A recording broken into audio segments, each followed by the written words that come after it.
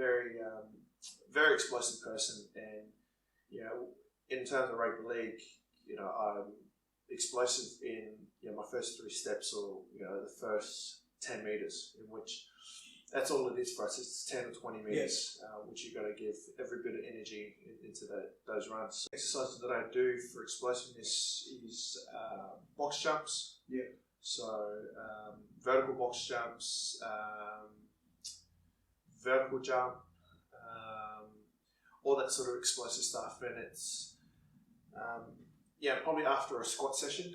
So the squat's more controlled. Lift 180, 200 odd kilos, and then after that solid session, you go into your explosiveness. Your single leg box jumps, vertical jumps, all that sort of stuff, just to get your fast twitch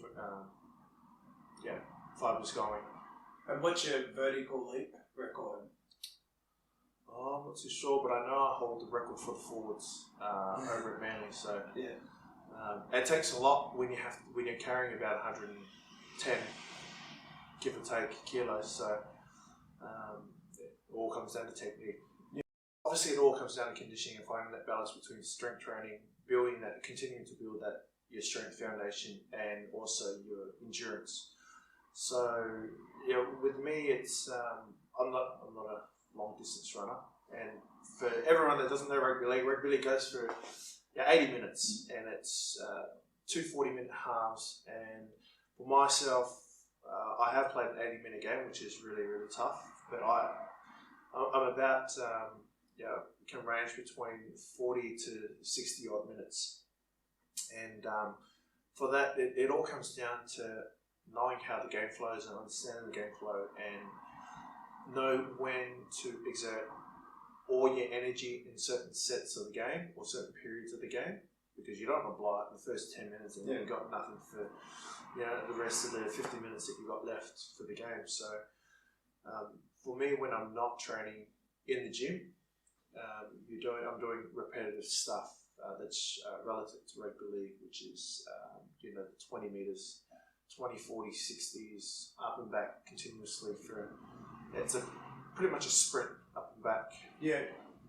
So I do that continuously. It's the sort of stuff that works for my body, because I understand how my body works and what is best for my body type. So it's that sort of stuff. It's short and sharp, but repetitive. It's over and over and over again, and then sort of translate that into the gym, which is I do powerlifting exercises.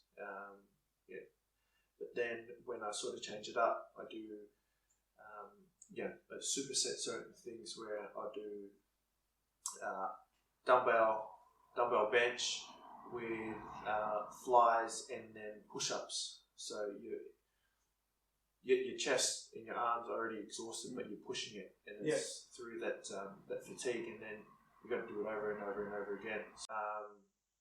So you just got to push through the limits, and that's the sort of thing that I do on the field, where you're fatigued and you play 40 minutes, knowing that you've got another 20 minutes to go. You've just got to find that barrier. You've got to bring that barrier down and keep pushing. And just for the gym goers out there, what dumbbells are you lifting in that set? What weight? Yeah. So if I was doing a superset of that, freaking hell, I'll be doing 42.5 to 45 kilos, which is pretty solid. But no, it's when you're not resting. Yeah, when you're not resting, it's alright. So just got to find a way. Generally at the start, when you come nearing the end of pre-season, you sort of feel you have that confidence that you've done X amount of kilometers in the last couple of months, and you just feel mentally, you feel like you're ready. So actually, I'm not looking forward to the pre-season, but